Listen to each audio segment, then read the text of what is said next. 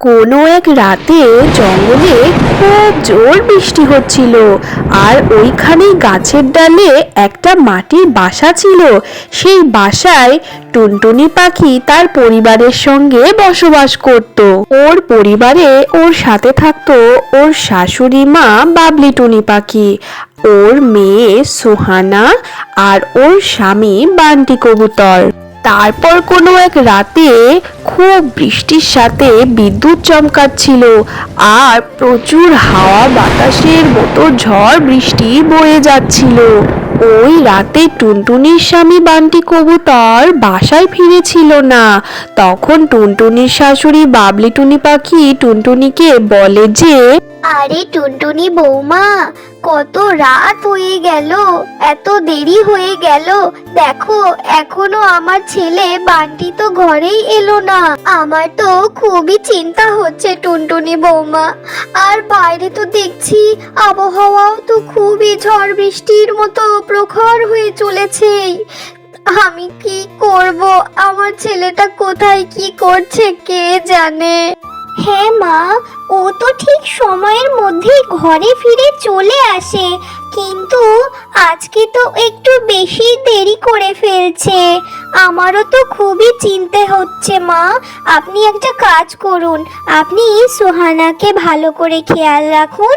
আমি বাইরে গিয়ে দেখছি যে বান্টি কোথায় আছে। তারপর টুনটুনি পাখি আর ওর শাশুড়ি বাবলি টুনি পাখি দুজনাই ঘড়ির দিকে তাকায়, দেখে 12টা তো বেজে গেছে।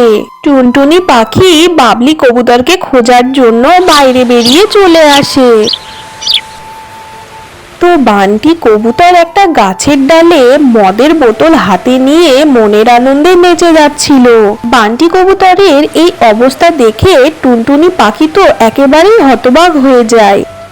আরে বান্টি, তুমি এখানে মদ খেয়ে চুর হয়ে নাচানাচি করছো, আর আমরা যে ওইদিকে ঘরে শাশুড়ি বৌমা মিলে চিন্তা করে মরছি।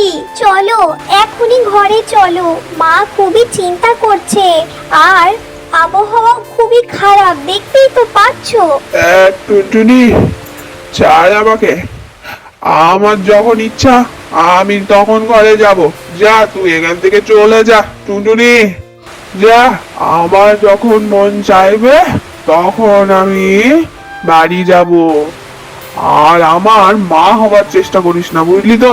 যা এখান থেকে, পালা। বুঝতে পেরেছিস তুই? এটা বলার পর ওই বান্টি কবুতর টুনটুনি পাখিকে এক ধাক্কা মেরে দেয়, আর ও নিজে আবার মদ খেয়ে নাচতে শুরু করে। ঠিক ওই সময়ই ওখানে একটা উড়োজাহাজ চলে আসে, কারণ ওই ঝড় বৃষ্টির মধ্যে উড়োজাহাজটা বুঝতে পারে নাই, দিয়ে গাছের ফাঁক দিয়ে চলে যাওয়ার কারণে ওই বান্টি কবুতর ওখানেই মৃত হয়ে যায়। পুরো পরিবারই তখন শোকের ছায়ায় ডুবে যায় পুরো। আমার ছেলে রে, আমার ছেলে তুই কোথায় চলি গেলি রে?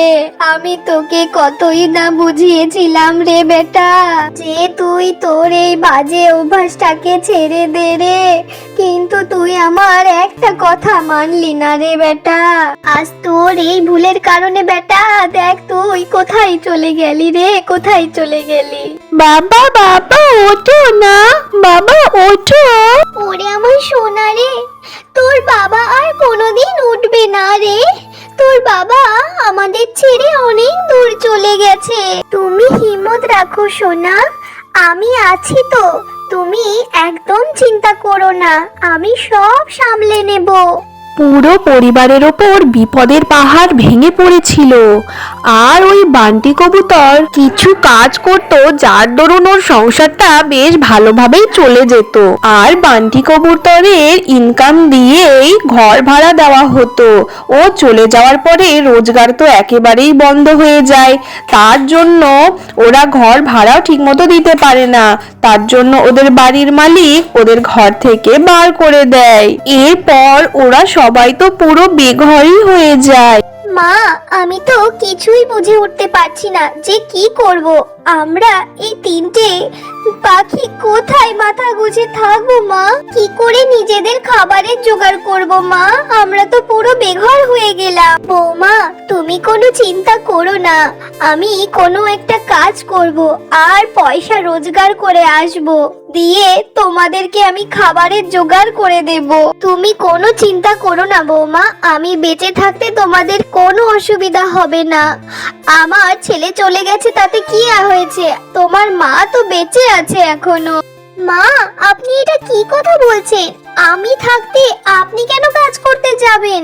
মা, খারাপ অবস্থা মানুষকে সব কিছুই শিখিয়ে দেয়, আপনি একদম চিন্তা করবেন না।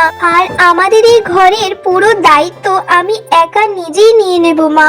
তারপর টুনটুনি পাখি কাজ খোঁজার জন্য বেরিয়ে পড়ে, আর ও এদিক ওদিক খুঁজে কোনো কাজই পায় না। তারপর অনেক কষ্ট করে জঙ্গলের হাই রোডে ঝাড় দেওয়ার কাজ পেয়ে যায় টুনটুনি। এক রাত তো ওরা সবাই জঙ্গলে খোলা আকাশের নিচেই রাত কাটায়। তার পরের দিন ওরা একটা সিমেন্টের পাইপ দেখে, আর ওই পাইপের মধ্যে ওরা থাকা শুরু করে। টুনটুনি পাখি ঝাড় দিয়ে কিছু পয়সা রোজগার তো করে নেয়, কিন্তু ওই পয়সাতে ওদের খাওয়ার খরচই হয় কোনো রকমে, থাকার কি করে করবে ওরা। তারপর একদিন টুনটুনি পাখি জঙ্গলের ওই রাস্তা ঝাড় দিচ্ছিলই কি ওর নজর নদীর কিনারাতে এক তোতা পাখির উপরে পড়ে, যে কিনা খুব সুন্দর এক পেন্টিং করছিল।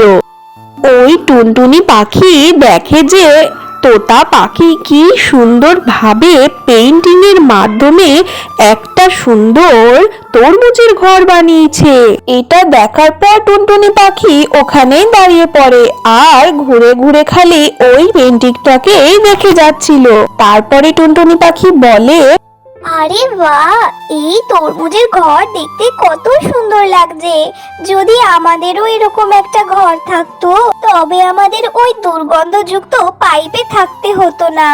কিন্তু আমি ভাবছি আমরাও তো এইরকম করে তরমুজের ঘর তৈরি করতে পারবো, কিন্তু এই ঘর বানাতে গেলে তো অনেক তরমুজের দরকার পড়বে। দেখবে একদিন আমি যা চাইছি ভগবান আমাকে সবই দেবে। ওই দিনে ও কাজ শেষ করে খাবার খাওয়ার জন্য যখন একটা জায়গায় বসে, তখনই ওই টুনটুনি পাখির কাছে এক বুড়ি আসে, এসে ওর কাছে রুটি খেতে চায়। টুনটুনি পাখি শুধুমাত্র ওই একটা রুটি এনেছিল, আর ওই রুটিটা ও ওই বুড়িটাকে দিয়ে দেয়, আর টুনটুনি পাখি নিজে ক্ষুধার্ত অবস্থায় থেকে যায়। রুটিটা খাওয়ার পর ওই বুড়িটা টুনটুনি পাখিকে বলে, তোকে অনেক অনেক ধন্যবাদ রে পাখি মা, আসলে আমি খুবই ক্ষুধার্ত ছিলাম, তাই তোর এই রুটিটা খেয়ে নিলাম, কিন্তু তোকে দেওয়ার মতো তো আমার কাছে কিছুই নেই, শুধুমাত্র এই তরমুজ ছাড়া। তুই এটা রেখে দে আর নদীর কিনারায় এটাকে পুঁতে দিবি, তাহলে দেখবি এর খেল। টুনটুনি পাখি ওই তরমুজটা সাথে করে নিয়ে আসে আর নদীর কিনারায় ওটাকে পুঁতে দেয়। পরের দিন যখন টুনটুনি পাখি ওখানে যায়, গিয়ে দেখে যে ওখানে অনেক তরমুজ উঠে এসেছে। মা দেখুন কত তরমুজ, আমার তো নিজের চোখে বিশ্বাসই হচ্ছে না। এক রাতের মধ্যে কি করে এত তরমুজ হয়ে গেল? নিশ্চয়ই ওই বুড়িটা কোনো ঠাকুরের রূপ ছিল, যে কিনা আমাদের সাহায্যের জন্যই এসেছিল শুধুমাত্র। মা, আমরা এই তরমুজগুলো দিয়ে আমাদের জন্য এক মজবুত ঘর তৈরি করব।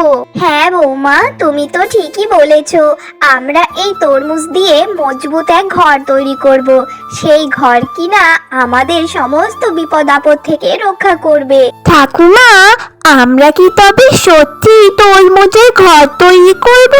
আমার তো বিশ্বাসই হচ্ছে না, আমার তো দেখে মনে হচ্ছে আমি কোনো একটা স্বপ্ন দেখছি। আরে সুহানা, এটা কোনো স্বপ্ন নয়, এটা তো সত্যি।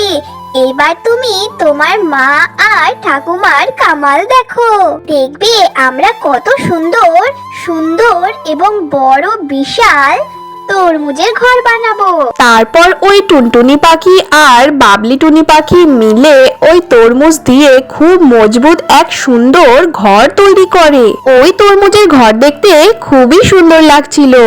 সব পাখিরা দূর দূর থেকে এসে ওই তরমুজের ঘর দেখে।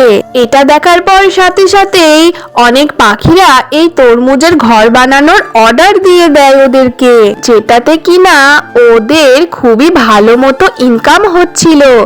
আর তার সাথে সাথেই টুনটুনি পাখি, বাবলি টুনি পাখি আর সুহানা ওই তরমুজের ঘরে খুবই সুখে শান্তিতে বসবাস করতে থাকে।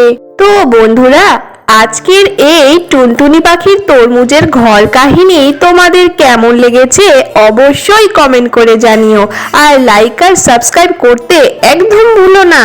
আর দেখা হবে পরের কোনো এক টুনটুনি পাখির সুন্দর কাহিনী নিয়ে। Bye bye.